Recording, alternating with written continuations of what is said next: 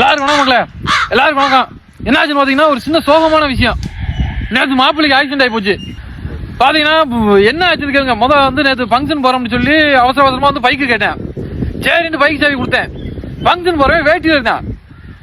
ஏன்னா ஃபங்க்ஷன் போறேன் பேண்ட்டை போட்டு போக முடியாதா, எதுக்கு வேட்டி கட்டி போனான்னு கேட்டேன். இல்ல இதான் கொஞ்சம் காத்தோட்டமா இருக்கும் அப்படின்னா. ஏழை வேட்டியை கட்டி போதாரா ஃபங்க்ஷன் போறேன் அப்படின்னு சொல்லி இழுத்தோன்னே இல்ல இழுக்காத சட்டி போடல அப்படின்னா. சட்டியை போடுறாடே அப்படின்னு சொல்லிட்டு அனுப்பிவிட்டேன். சந்தோஷமா தான் சிரிச்சு தான் பேசணும்.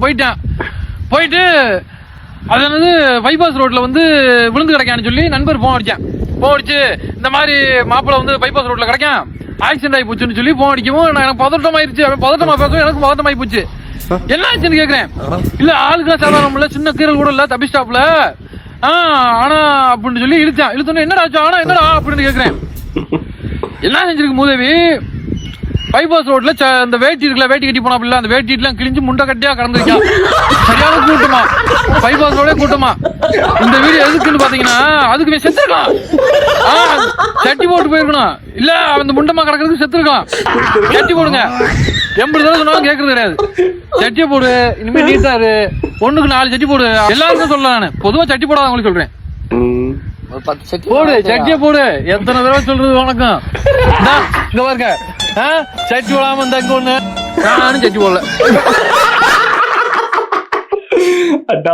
சட்டிக்கு ஒரு கதையாடா. அவ்வளவு அட்வைஸ் பண்றான் அவர். நானும் சட்டி போடல, அட்வைஸ் பண்றவனே போடல. கட்சியில 10 சட்டி வாங்கி போடுங்களா.